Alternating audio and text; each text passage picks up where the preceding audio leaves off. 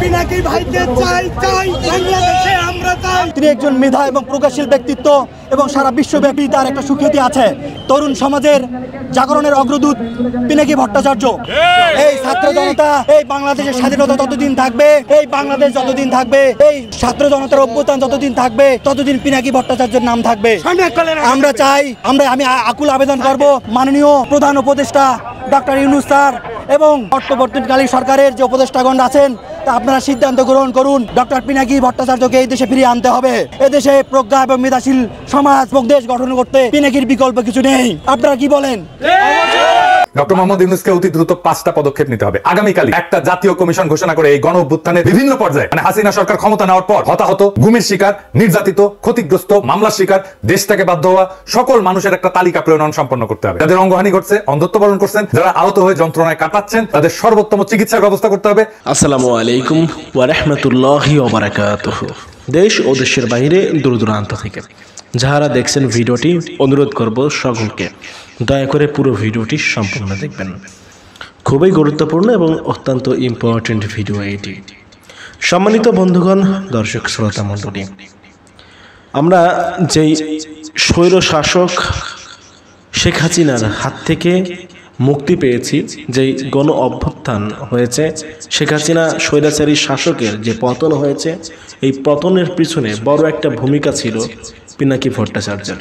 আপনারা সকলে হয়তো এটা মনে প্রাণে বিশ্বাস করেন।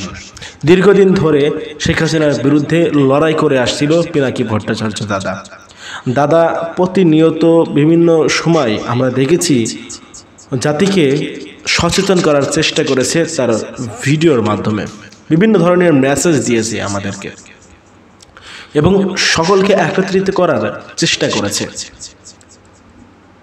পিনাকি ভট্টাচার্য, সাংবাদিক ইলিয়াসের মতো, কনক স্যারের মতো ব্যক্তিদের অবদান ভোলার নয়। এখন গুঞ্জন উঠছে, এখন কিছু ব্যক্তি একটা দাবি তুলছে। এই দাবিটা কতটা যৌক্তিক আপনারাই জানাবেন কমেন্টে।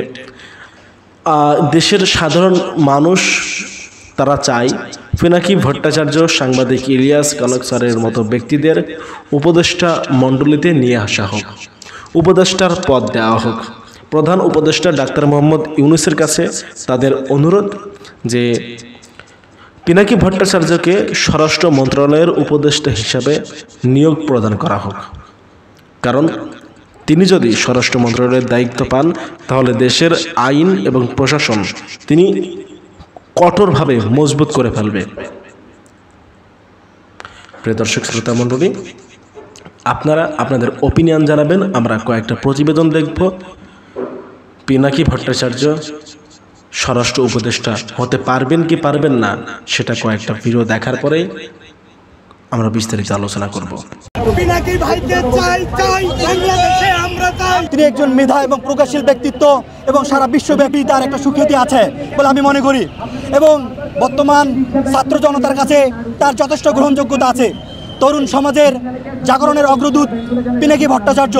তিনি সবসময় এই স্বৈরাচার, খুনি এবং ব্যভিচারকারী হাসিনার সরকারের বিরুদ্ধে, অর্থ পাচারকারী হাসিনার বিরুদ্ধে তিনি সোচ্চার ছিলেন।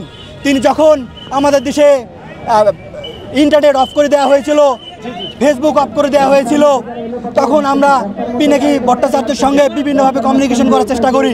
আমাদের ছাত্রদের উপর জুলুম, নির্বিচারের গুলি এবং বিভিন্ন ধরনের বৈশ্বিক নির্যাতনের কথা আমরা পিনাকি ভট্টাচার্যের কাছে তুলে ধরি। তিনি বিশ্ববাসীর কাছে এই ছাত্রদের অবস্থা তুলে ধরেছেন, যার ফলশ্রুতিতে আমরা আজকে একটা সোনার বাংলা পেয়েছি, স্বাধীনতা পেয়েছি। আমরা এই 32 নম্বরে দাঁড়িয়ে কথা বলতে পেরেছি ইনশাআল্লাহ। এই ছাত্র জনতা, এই বাংলাদেশের স্বাধীনতা যতদিন থাকবে, এই বাংলাদেশ যতদিন থাকবে, এই ছাত্র জনতার অভ্যুত্থান যতদিন থাকবে, ততদিন পিনাকি ভট্টাচার্যের নাম থাকবে। আমরা চাই, আমি আকুল আবেদন করব মাননীয় প্রধান উপদেষ্টা ডক্টর ইউনূস স্যার এবং অন্তর্বর্তীকালীন সরকারের যে উপদেষ্টাগণ আছেন, তা আপনারা সিদ্ধান্ত গ্রহণ করুন। ডক্টর পিনাকি ভট্টাচার্যকে এই দেশে ফিরিয়ে আনতে হবে। এদেশে প্রজ্ঞা এবং মেধাশীল সমাজ এবং দেশ গঠন করতে পিনাকির বিকল্প কিছু নেই। আপনারা কি বলেন? আমরা পিনাকিকে এই দেশে চাই। আমরা সাধারণ ছাত্র জনতা, আমরা সাধারণ মানুষ বাংলাদেশের, আমরা পিনাকির ফ্যান। সুতরাং 32 নম্বর থেকে আমি ডক্টর পিনাকি স্যারকে এদেশে আসার জন্য অনুরোধ করতেছি। বাংলাদেশে যারা সামাজিক মাধ্যম ব্যবহার করেন, এবং একটু সচেতন, এবং বিশেষ করে যারা আওয়ামী লীগের রাজনীতি নিয়ে নিদারুণভাবে বীতশ্রদ্ধ, তাদের নিকট পিনাকি ভট্টাচার্য এই মুহূর্তে সবচেয়ে জনপ্রিয়তম ব্যক্তিত্ব। এবং তিনি প্যারিসে থাকেন, পেশায় একজন ডাক্তার। এই ভদ্রলোকের সঙ্গে ব্যক্তিগতভাবে আমার কখনো সামনাসামনি পরিচয় হয়নি, কথাবার্তাও হয়নি, এমনকি তার সঙ্গে কোনোদিন দূর থেকেও আমার কোনো রকম সংযোগ স্থাপিত হয়নি। কিন্তু তার কর্মকাণ্ডের কারণে তাকে ইদানিংকালে যেভাবে চিনি, আর তিনি যখন বাংলাদেশে ছিলেন তখনও চিনতাম।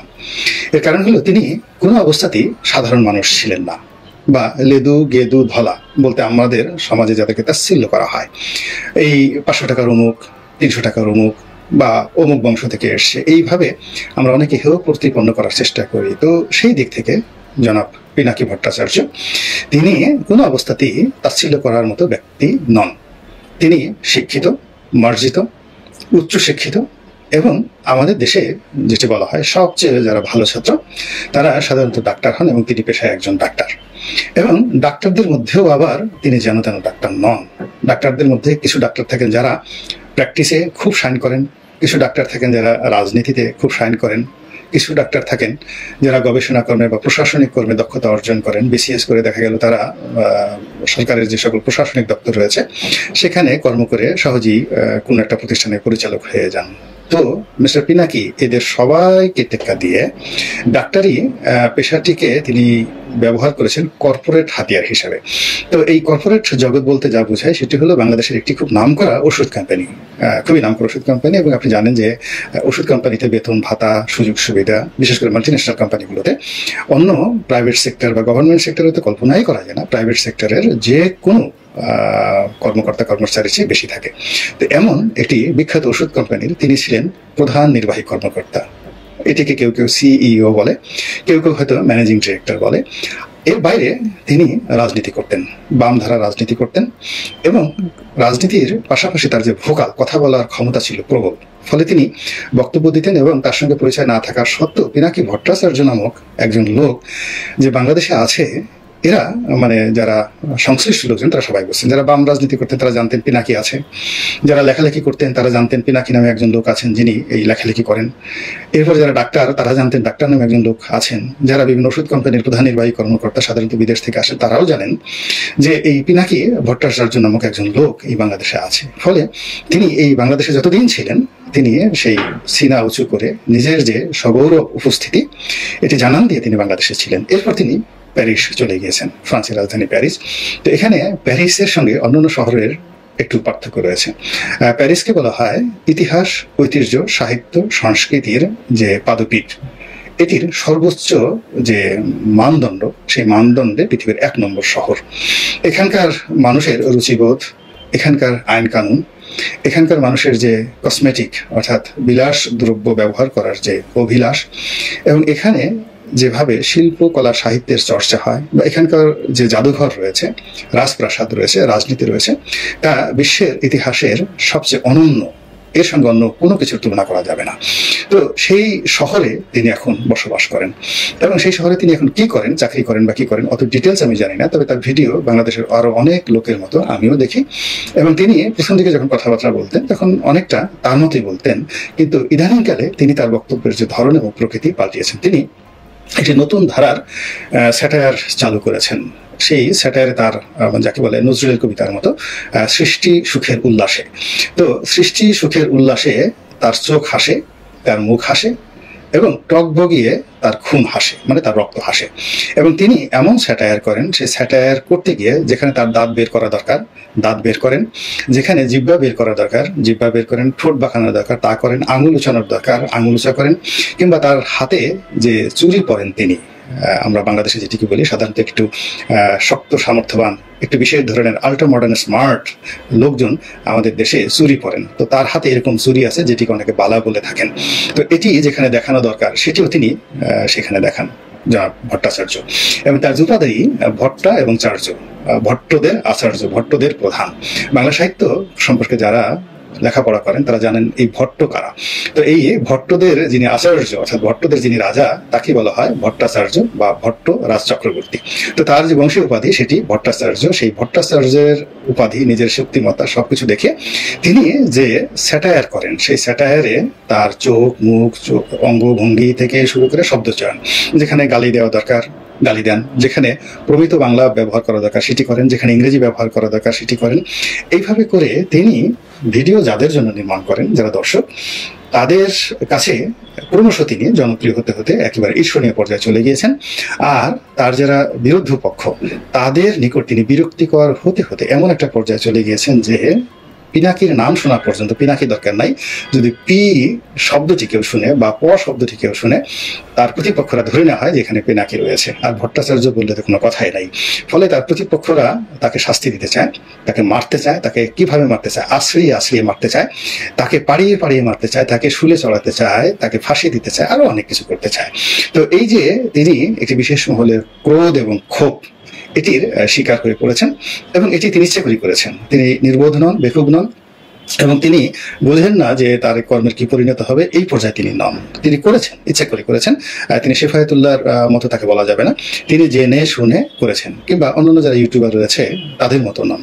তিনি ইচ্ছে করে এই কাজটি করেছেন এবং এই কাজ করার জন্য তার মধ্যে গর্ব রয়েছে, অনুশোচনা নেই। এই কাজ করার জন্য তার মধ্যে তৃপ্তি রয়েছে এবং এই কাজের সঙ্গে তিনি নিজেকে এতটা একাত্ম করে ফেলেছেন যে এই কাজের জন্য তিনি আরো অনেক কিছু ছেড়ে দিতে পর্যন্ত রাজি। তো এর ফলে কি হলো, তার যে প্রতিপক্ষ তিনি মূলত সরাসরি প্রধানমন্ত্রী শেখ হাসিনাকে টার্গেট করেন। তিনি এর নিচে কাউকে বলেন না। তার যত ভিডিও রয়েছে সেটি কেবলই মাত্র প্রধানমন্ত্রীকে কেন্দ্র করে। আর প্রধানমন্ত্রীকে সমালোচনা করতে গিয়ে তিনি যদি কারোর প্রতি দয়া পরবশ হন, সেটি ওবায়দুল কাদের সাহেব হতে পারে, শাহরিয়ার আলম হতে পারে, কিংবা নসরুল আহমেদ বিপু হতে পারে, যাকেই হোক না কেন, তিনি ওই লোকটির প্রতি দয়া পরবশ হয়ে যদি তার সমালোচনা করেন, তাহলে সেই লোকটির পরনে লুঙ্গি থাকে বলে আমার কাছে মনে হচ্ছে না, তার শরীর উদম করে ফেলেন তিনি সমালোচনার সেই যে তীব্র সুতীব্র বাণে।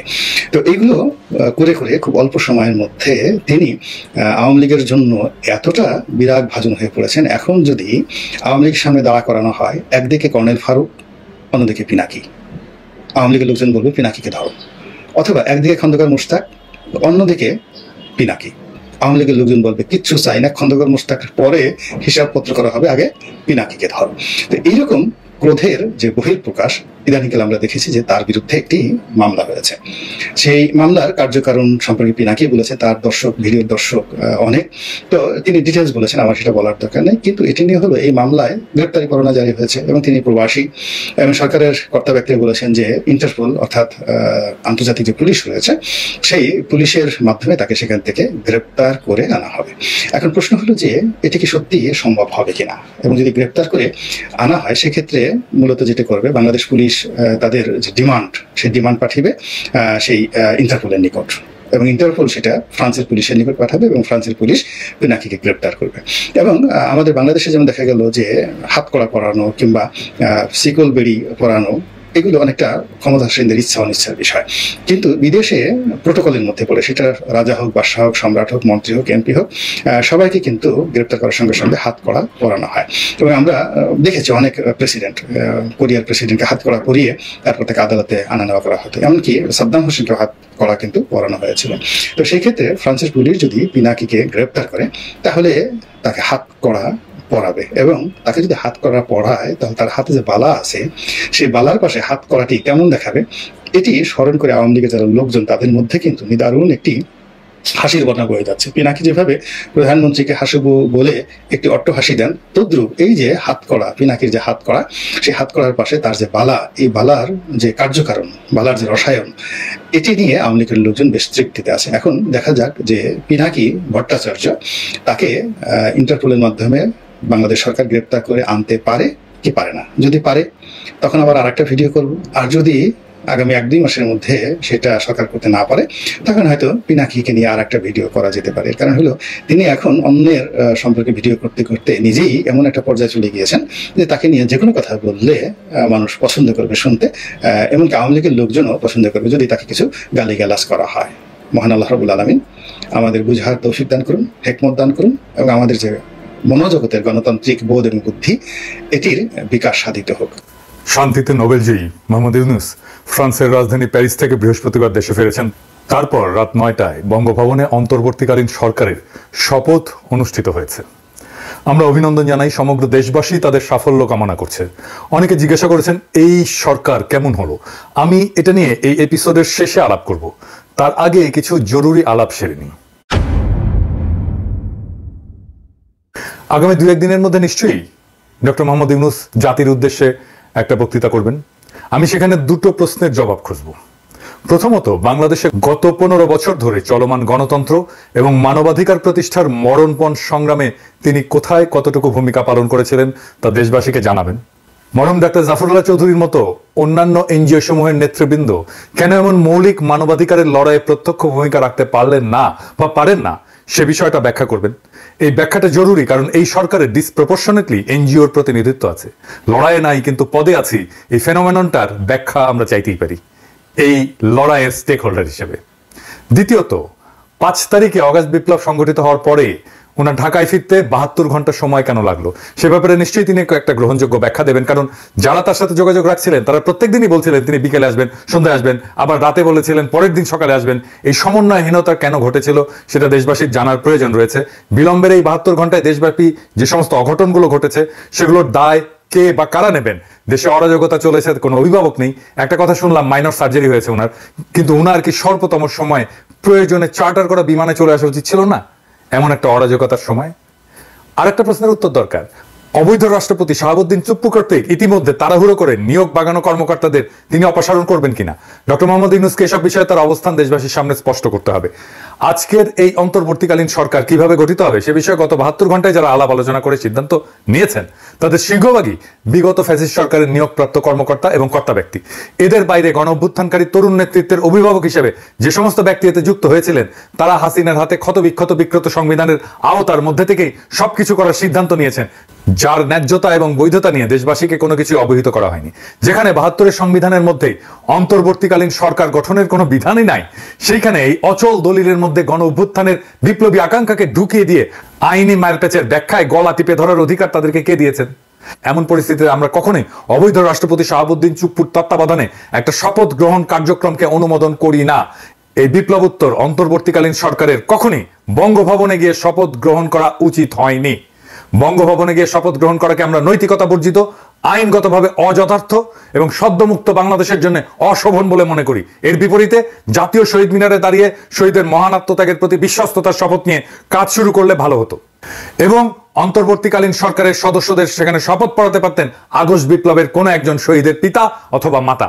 আর এই গৌরবজনক অনুষ্ঠানটি হতে হতো প্রকাশ্যে খোলা আকাশের নিচে হাজার হাজার প্রতিবাদকারী শিক্ষার্থী জনতার উপস্থিতিতে। সেটাই একজন মাঠের রাজনৈতিক কর্মী আর এনজিওর চিন্তার পার্থক্য। হাসিনা পালানোর পরে ওয়াকার সাহেব আলোচনা করলেন, কাদের সাথে? আপনারা জানেন কারা আলোচনা করেছে। আমরা কি দুধ ভাত? আমরা কেউ না? এই লড়াই আমাদের অবদান নাই, আমাদের স্টেক নাই? আমরা তো মন্ত্রী মিনিস্টার হইতে চাইতেছি না, নাকি ক্ষমতার ভাগ চাইতেছি? আমাদের কথা শুনবেন এই লড়াইয়ের স্টেক হোল্ডার হিসেবে, এইটুকুই তো চাওয়া। এই সহযোদ্ধাদের কথা শোনার টাইম হয় না আপনাদের, গুরুত্ব দেন না। আর আপনারা গণমানুষের কথা শুনবেন, ঘোড়ায় তো হাসবে ভাইজান। ফরাদ ভাই খুব গুছায় বলছেন ভিডিওতে, শুনছেন এই কথাগুলো, শুনে দেখেন। আপনি যে নিজেকে একটা প্রশ্ন করেন, প্রশ্নটা এরকম যে ডক্টর ইউনূস, আমরা একটা ফ্যাসিস্ট ব্যবস্থার বিরুদ্ধে আমরা লড়েছি, ফ্যাসিস্ট শক্তির বিরুদ্ধে লড়েছি, ঠিক আছে? এই ফ্যাসিস্ট যে সংবিধান যেটা আছে, কেমন এই সংবিধানের অধীনে তো লড়াই করিনি, আমরা গণ অভ্যুত্থান করেছি, মূলত সংবিধান বিরোধী কাজ করেছি, ঠিক আছে? এখন কি ডক্টর ইউনূস এই বিদ্যমান সংবিধানের অধীনে, এই বিদ্যমান সংবিধানের যিনি প্রেসিডেন্ট, মানে ফ্যাসিস্ট সংবিধানের যিনি প্রেসিডেন্ট, তার কাছে শপথ গ্রহণ করবেন? কেমন এটা হতে পারে? এটা হতে পারে না। তার আমরা আগে ভিডিওতে আমরা পরিষ্কার করেছি এটা আসলে কিছুতেই এটা হতে পারে না। এবং সেটা হতে গেলে তারা বলছেন যে তিনি হবেন কি প্রেসিডেন্টের উপদেষ্টা, ঠিক আছে না? তিনি কিন্তু গণ অভ্যুত্থানের যিনি প্রধান তা না, কিন্তু তাকে বানানো হবে প্রেসিডেন্টের উপদেষ্টা হিসেবে। আর আমরা বলছি না, তিনি হবেন অন্তর্বর্তীকালীন সরকারের প্রধান। এবং তিনি কার প্রতিনিধি হবেন? তিনি হবেন গণ অভ্যুত্থানের জনগণের সার্বভৌম ইচ্ছার প্রতিনিধি, সকল সংবিধান সকল আইন যার অধীন। উনি খুবই গুছায় বারবার উনি বলে গেছেন, ওনার কথা শোনা হয় নাই। ফ্যাসিস্ট সরকারের নিয়োগপ্রাপ্ত অবৈধ দুর্নীতিবাদ রাষ্ট্রপতি শাহাবুদ্দিন চুপ্পু এবং সেনা প্রধান ওয়াকারুজ্জামানের সাথে সাক্ষাৎ করে কিছু লোক হঠাৎ বিগলিত হয়ে পড়ছেন, লাজ লজ্জার মাথাকে উচ্ছ্বাস প্রকাশ করছেন। যদিও দেশবাসী ও সাধারণ মানুষ এদেরকে পতিত সরকারের দোসর, গণহত্যার জন্য দায়ী কর্মকর্তা এবং খুনি হাসিনাকে নির্বিঘ্নে পার করে দেওয়ার সহযোগী হিসেবে চিহ্নিত করছেন। বলেন দেখি, এই গণ অভ্যুত্থানে নেতৃত্ব দানকারী কিশোর তরুণ যুবকদের সংস্কার ভাবনার সাথে স্বৈরাচারের দোসর, ফ্যাসিস্টের দোসর এবং শেষ মুহূর্ত পর্যন্ত বল প্রয়োগকারী সংস্থা সেনাবাহিনী প্রধান ওয়াকারুজ্জামান আর দেশের সেরা দুর্নীতিগ্রস্ত বিচারকদের অন্যতম প্রেসিডেন্ট শাহাবুদ্দিন চুপ্পুর চিন্তা ভাবনার মিল হয় কি করে? আমি দেখতে পাচ্ছি সুশীল সমাজের একদল মানুষ অন্তর্বর্তীকালীন সরকারে ঢুকে পড়ে নিজেদের সামাজিক অবস্থানকে আরেকটু মর্যাদাপূর্ণ করে তোলার প্রতি বেশি আগ্রহী। তারাই তো মনে করছেন মরহুম প্রধান বিচারপতি শাহাবুদ্দিন আহমেদ, হাবিবুর রহমান, লতিফুর রহমানের তত্ত্বাবধায়ক সরকারের মতো এটা 3 মাস মেয়াদী একটা মসৃণ যাত্রা কার্যক্রমের মধ্যে সীমিত থাকবে। জি না, আসলে এই তত্ত্বাবধায়ক সরকারের মূল সংকটটা কি? প্র্যাকটিক্যালি বাংলাদেশ স্বাধীন হওয়ার পরে 1971 সালের 16 ডিসেম্বর মাসে দেশ পরিচালনার ক্ষেত্রে যে বিশাল চ্যালেঞ্জ সৃষ্টি হয়েছিল, বাস্তবে বর্তমান সমস্যা এর চেয়ে অনেক বড়। এর আগে কখনোই রাষ্ট্র ক্ষমতা ফেলে পলায়ন করে কেউ গভীর শূন্যতা তৈরি করেনি, আর তা বোঝার ক্ষমতা কি এই লোকগুলোর আছে? খুনি শেখ হাসিনার বসানো প্রশাসনের শীর্ষ কর্মকর্তা এবং রাষ্ট্রপতির সাথে মেলামেশা করে মুগ্ধ হয়ে যাওয়া ব্যক্তিরা কি বুঝতে পারছেন গত 15 বছরের দুঃশাসনে বাংলাদেশের সবগুলো রাষ্ট্রীয় প্রতিষ্ঠান ভেঙে চুরমার করে দিয়েছে ফ্যাসিস্ট শেখ মুজিবের কন্যা? এইগুলাকে নতুন করে গড়ে তোলার যে বিশাল কাজ, তা কম বেশি বিপ্লবী দৃষ্টিভঙ্গি সম্পন্ন সরকার ছাড়া কেউ করতে পারবে না। আর এজন্য দরকার হবে সংশ্লিষ্ট মন্ত্রণালয়ের বিষয়ে অভিজ্ঞতা, শিক্ষা, জ্ঞান সম্পন্ন এবং বিপ্লবী চেতনা সম্পন্ন বিশেষজ্ঞদেরকে নিয়োগ দিয়ে। হাইকোর্ট এবং সুপ্রিম কোর্টের বিচারপতিরা বিগত বছরগুলোতে যে সমস্ত অপকর্ম এবং বেআইনি কাজ করছেন, এরপর বর্তমান পরিস্থিতিতে তারা আদালতে বসতে ভয় পাচ্ছেন। জনপ্রশাসনের কর্তা ব্যক্তিরা দুর্নীতি এবং অনিয়মের পাহাড় মারায় অঢেল সম্পত্তি বানানোর পরে এখন তারাও অফিস বিমুখ হয়েছেন। আর বেনজির দুর্নীতিতে ডুবে থাকা শীর্ষ 500 অপরাধী পুলিশ কর্মকর্তা পালায় যাওয়ার পর তাদের সকল পর্যায়ের অফিসার্স খালি হয়ে গেছে। এমন একটা ভয়াবহ পরিস্থিতিতে যে পরিমাণে উদ্ভাবনী শক্তি, অভিজ্ঞতা, বিপ্লবী জোশ এবং সততার জোর নিয়ে সামনে আগাইতে হবে, তেমন লোকের নাম কি আমরা উপদেষ্টা মন্ডলীতে দেখতে পাচ্ছি? না, সবাই না। কেউ কেউ আছে, কিন্তু সবাই না। আমি এই উপদেষ্টা মন্ডলী নিয়ে পরে কথা বলবো, এখন বরং দেখি প্রফেসর ইউনূসকে দ্রুত কি কি পদক্ষেপ নিতে হবে। আমরা মনে করি ডক্টর মোহাম্মদ ইউনূসকে অতি দ্রুত 5টা পদক্ষেপ নিতে হবে। আগামীকালই একটা জাতীয় কমিশন ঘোষণা করে এই গণ অভ্যুত্থানের বিভিন্ন পর্যায়ে, মানে হাসিনা সরকার ক্ষমতা নেওয়ার পর হতাহত, গুমের শিকার, নির্যাতিত, ক্ষতিগ্রস্ত, মামলার শিকার, দেশ থেকে বাধ্য হওয়া সকল মানুষের একটা তালিকা প্রণয়ন সম্পন্ন করতে হবে। যাদের অঙ্গহানি ঘটছে, অন্ধত্ব বরণ করছেন, যারা আহত হয়ে যন্ত্রণায় কাটাচ্ছেন, তাদের সর্বোত্তম চিকিৎসার ব্যবস্থা করতে হবে, পুনর্বাসন করতে হবে, নিহতদের পরিবারের পুনর্বাসন করতে হবে। মনে রাখতে হবে তিনি, মানে প্রফেসর ইউনূস, বর্তমান প্রশাসনের বিভিন্ন পর্যায় থেকে বাধার মুখে পড়বেন। সেই জন্য দ্রুত আইন শৃঙ্খলা পরিস্থিতির উন্নতি সাধনের জন্য আগামী 24 ঘন্টার মধ্যে তাকে সারা দেশের সকল পর্যায়ে বৈষম্য বিরোধী সংগ্রাম কমিটি গড়ে তোলার ডাক দিতে হবে। পুলিশ বিভাগের সকল সদস্যদেরকে তাদের কর্মস্থলে ফিরে আসার আহ্বান জানানোর পাশাপাশি স্থানীয় জনগণকে তাদের নিরাপত্তা বিধানের জন্য অনুরোধ করতে হবে। তারপর যৌথভাবে জনসম্পৃক্ত পুলিশ ব্যবস্থা গড়ে তোলার কঠিন কাজ শুরু করা যাবে। পুলিশকে আমূল সংস্কার করতে হবে, সংস্কার করতে হবে মিলিটারিকে, সংস্কার করতে হবে আমলাতন্ত্রকে, সংস্কার করতে হবে জুডিশিয়ারিকে। আগামীকাল থেকে সকল কলকারখানা চালু করে টানা 6 দিন উৎপাদন চালাই যেতে হবে। 6 মাসের জন্য সরকারি সাপ্তাহিক ছুটি 2 দিনের জায়গায় 1 দিনে নামায় আনতে হবে। শনিবার থেকে সকল শিক্ষা প্রতিষ্ঠান খুলে দিতে হবে এবং বিগত আন্দোলন সংগ্রামের কারণে পাঠ গ্রহণ এবং শিক্ষার যে ক্ষতি হয়েছে তা পূরণের জন্য প্রয়োজনীয় উদ্যোগ নিতে হবে। দরকার হলে এক্সট্রা ক্লাস করাইতে হবে। স্কুলের পাঠ্যক্রম নিয়ে অভিভাবকদের বড় ধরনের কনসার্ন আছে, এগুলো অসঙ্গতি নিয়ে আমি ভিডিও করছি, 7 পর্বের করার কথা, আমি বাকিগুলো করবো, 3টা বোধহয় করছি, কাজ আগায় দিছি। এইগুলা সংস্কার করতে হবে, বইগুলো সংস্কার করতে হবে। খাদ্য নিরাপত্তা নিশ্চিত করার জন্য কৃষিখাতকে সর্বোচ্চ গুরুত্ব দিয়ে সরকারকে অতি দ্রুত কাজে নামতে হবে। প্রয়োজনীয় ভর্তুকি নিশ্চিত করে সকল কৃষি পণ্য, শস্য উৎপাদনের বাম্পার ফলন ঘটাতে হবে। মৎস্য সম্পদ, গবাদি পশুপালন এবং উৎপাদনে জোর দিয়ে দেশে প্রোটিন সংকট কাটাই তুলতে হবে। প্রোটিনের বিকল্প উৎস খুঁজে বের করতে হবে। গার্মেন্টস সহ সকল খাতের শ্রমিকদের ন্যায্য মজুরি নিশ্চিত করার জন্য শীঘ্রই একটা কমিশন গঠন করতে হবে। গার্মেন্টস শ্রমিকদের ন্যূনতম মজুরি তাদের দাবি মতো নিশ্চিত করতে হবে। পাশাপাশি প্রবাসী শ্রমিকদের সুযোগ সুবিধা, স্বার্থ রক্ষার জন্য সরকারের কি কি করণীয় তা চিহ্নিত করে কার্যকর ব্যবস্থা গ্রহণের মাধ্যমে বৈদেশিক মুদ্রা অর্জনের পথ সুগম করতে হবে। আর আমরা রেমিটেন্স বয়কট করছিলাম হাসিনা শাসনে, আমরা এখন আবার রেমিটেন্স পাঠাবো। সারা দুনিয়া থেকে পাঠাবো, ব্যাংকিং চ্যানেলে রেমিটেন্স পাঠাবো, ব্যাংকিং চ্যানেলের বাইরে কোনো রেমিটেন্স যাবে না। সার্বজনীন স্বাস্থ্য সেবা নিশ্চিত করতে হবে। আয় অনুসারে স্বাস্থ্য সেবা একজন ব্যয় করবে, যার আয় যত কম তার স্বাস্থ্য সেবা ব্যয় তত কম হবে, যার আয় নাই তার ব্যয় হবে 0 টাকা, তার কোনো খরচা হবে না। বাংলাদেশের স্বাস্থ্য সেবার মান বাড়াতে হবে যেন কেউ ভারতে চিকিৎসার জন্য না যায়। বাংলাদেশের স্বাস্থ্য সেবার মান উন্নত হচ্ছে কিনা তার একটাই প্যারামিটার আমাদের কাছে, প্রত্যেক মাসে মাসে ভারতে চিকিৎসার জন্য কতজন যাচ্ছে সেটার হিসাব রাখতে হবে পুঙ্খানুপুঙ্খভাবে। এইটার সংখ্যা যদি কমে তাইলে আমরা বুঝবো বাংলাদেশের চিকিৎসা সেবার মান উন্নত হচ্ছে। বাংলাদেশে ওয়ার্ক পারমিট ছাড়া যে সমস্ত ভারতীয় কাজ করতেছে তাদের চিহ্নিত করে বিতাড়িত করতে হবে। এবার আসেন আমরা এই অন্তর্বর্তীকালীন সরকারটাকে নিয়ে একটু দেখি। অন্তর্বর্তীকালীন সরকারে যারা আছেন তারা কেউ কিছু মনে করবেন না, অনেকে মনে করেন আমি সবার পিছে লাগি, সবার পিছে আঙুল দিই। ভাই ওইটাই আমার কাজ। আঙুল দেওয়ার লোক আছে জন্য আপনারা সোজা থাকেন, না থাকলে তো সোজা থাকবেন না। আমার সাথে কারো কোনো কিন্তু ভাই আপনাদের ব্যক্তিগত কোনো ঝামেলা নাই, কোনো শত্রুতা নাই, হ্যাঁ, আর কোনো ঈর্ষাও নাই। প্রফেসর ইউনূস নিজে জানেন আমি কি করি, উনি জানেন, হ্যাঁ, ওনাকে জিজ্ঞেস করে নিয়েন আপনারা, হ্যাঁ। তাই ওনার কাছে শুনে নিয়েন যে আমার আদৌ আপনাদেরকে ঈর্ষা করার কোনো কারণ আছে কিনা, বুঝছেন? যাই হোক, জুলাই আগস্ট 2024 একটা বিপ্লব হয়েছে, বিপ্লবে বিজয়ীরা সরকার গঠন করছে। এই সরকারে যারা আছে তারা সবাই কি আন্দোলনের সাথে প্রত্যক্ষভাবে যুক্ত ছিল? এই আন্দোলনের স্পিরিটের সাথে অ্যালাইন্ড? এই যে দেখেন ব্রিগেডিয়ার এম সাখাওয়াত হোসেন মাত্র 11 দিন আগে কি বলছিল, যে শেখ হাসিনাকে ভুল বোঝানো হয়েছে, সব খারাপ, উনি ভালো। শুনেন, ওনার মুখে শুনেন। আমার মনে হয় যে মাননীয় প্রধানমন্ত্রীকে সঠিক তথ্য কেউই দেয় না, এবং উনি ওনার আশেপাশে যারা আছেন, হয়তো আমি বললে ঠিক হবে না, আমার যা মনে হয় যে তারা কোনোভাবেই ওনাকে কোনো সঠিক তথ্য দিতে চান না। তো উনি আসছেন তত্ত্বাবধায়ক সরকারে, তো উনি কি হাসিনার কোনো দোষ দেখতে পারবেন? হাসিনার বিচার করতে পারবেন? হাসিনা যদি বিচার করতে পারবেন তখন তো আপনি বলতে পারলেন না কেন? আর তখন বলার যখন সাহস ছিল না, এখন আসছেন কেন? ওই তো বুঝ শুনছি ওনারে নাকি আর্মি ঢুকাইছে, আর্মির কোটায় আসছেন উনি। আজ এই যে দেখেন শারমিন মোর্শেদ খান, সারার মোর্শেদের মেয়ে, সে তো জয় বাংলার লোক, আওয়ামী অ্যাক্টিভিস্ট হিসেবে তার শুরু। মুক্তির গান দেখছেন না? এই যে এই মহিলা, উনি শারমিন মোর্শেদ। দেখেন ওই সময় স্মৃতিচারণ করতেছে জয় বাংলার গান দিয়ে। গানটা শোনান, রিটেশ সাহেব না শোনান। বোমারু বিমান মেশিন গান তুচ্ছ করে কামান, কদম কদম এগিয়ে চলেছে গাহি বাংলার গান, জয় বাংলার গান। আর এই যে ডামি ইলেকশনের আগে সে কইতেছে যে আমাদের ইলেকশন কমিশনের আর সরকারের ঢালাও সমালোচনা করা উচিত না। ওনার নিজের মুখে শুনেন, শুনুন। দেখুন, আমার খারাপ লাগছে কোন জিনিসটা জানেন? ওরা যাই করছে সেটাকেই আমরা সমালোচনা করছি, এটাও কিন্তু একটু দুঃখজনক। ইসি যা করছে, হ্যাঁ, আচ্ছা, ইসি যা করছে, ইসি যা করছে বা সরকার যা করছে, আমরা প্রতিটা জিনিসই তো একটা সমালোচনার চোখ দিয়ে দেখছি, এবং সেটাও কিন্তু একদিক দিয়ে দুঃখজনক। আর এই যে বিধানচন্দ্র রায়, উনি ছাত্র ইউনিয়ন করতেন, আমাদের খুবই ঘনিষ্ঠ, আমাদের বড় ভাই, এখন আওয়ামী লীগ করেন, প্রগতি লেখক সংঘ করতেন, জাতীয় মনোরোগ ইনস্টিটিউটের পরিচালক ছিলেন। ওনারা তো এমনি হাসিনা পরিচালক বানায় নাই, তাই না? এটা তো উনি তো ইন্ডিয়া কোটায় আসছেন। যাই হোক, ও কিন্তু লেখালেখি করেন, বেশ কিছু ভালো বই লিখছেন দর্শন নিয়ে, বিশেষ করে ফ্রয়েড নিয়ে আমার ভালো লেখা আছে। কিন্তু ওই যে কমিউনিস্ট কুরকুরে নিয়ে আসছেন, সিপিবিতেও ছিলেন, তাই একটা বইয়ের নাম হচ্ছে যে দান্দিক বস্তুবাদের আলোকে ফ্রয়েড, এরকম আর কি।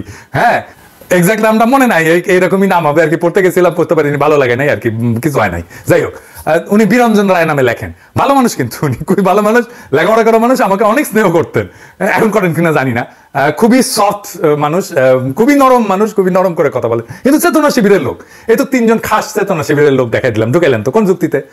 আবার দেখেন আসিফ নজরুল ভাই, রেজওয়ান হাসান, আসিফ নজরুল ভাই আমার কিন্তু ঝাড়ছে, আমি রেজওয়ান হাসানের কবে নাকি ঝাড়ছিলাম। যাই হোক, মাইন্ড করেন না আবার।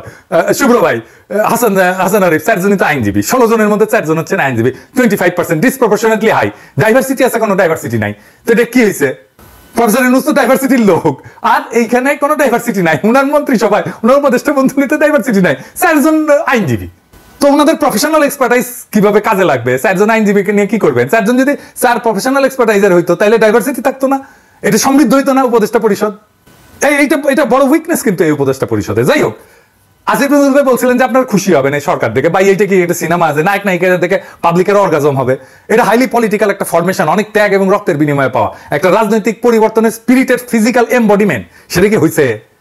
আমি উত্তর দিব না, আমি এখানে জাজমেন্ট করব না। আপনি আপনাদের এই যে নিউজগুলোর নিচে যেগুলো আসে পত্রিকায়, তার কমেন্ট বক্সগুলো পড়েন, তাহলে বুঝবেন কতটুকু পূরণ হয়েছে এই উপদেষ্টা পরিষদে।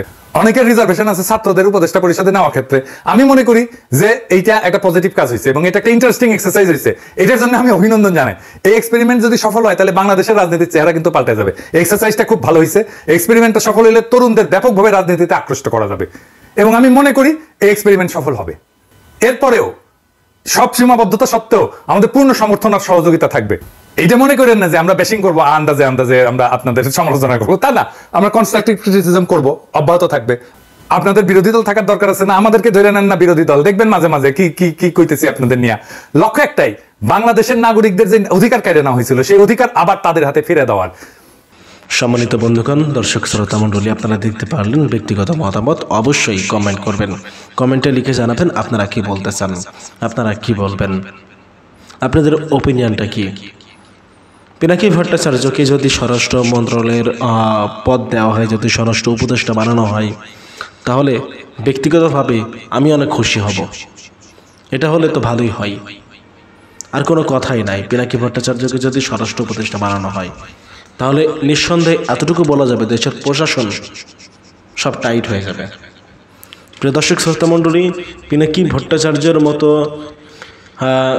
এরকম গুণী বিচক্ষণ মানুষকেই দরকার উপদেষ্টা মণ্ডলীতে। সাংবাদিক ইলিয়াস, পিনাকি ভট্টাচার্য, কনক সারোয়ার এর মতো ব্যক্তিদের উপদেষ্টা মণ্ডলীতে আনা উচিত বলে আমি মনে করি। আপনারা কি মনে করছেন? আপনারা যদি চান পিনাকি ভট্টাচার্য, সাংবাদিক ইলিয়াসের মতো ব্যক্তিত্বরা উপদেষ্টা মণ্ডলীতে আসুক, তাহলে অবশ্যই কমেন্টে আপনারা আওয়াজ তুলুন। পিনাকি ভট্টাচার্যকে আমরা স্বরাষ্ট্র উপদেষ্টা হিসেবে দেখতে চাই।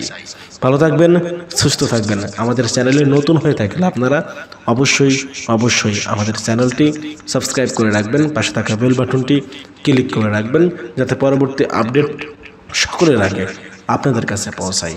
আল্লাহ হাফেজ। আসসালামু আলাইকুম ওয়া রাহমাতুল্লাহি ওয়া বারাকাতুহু।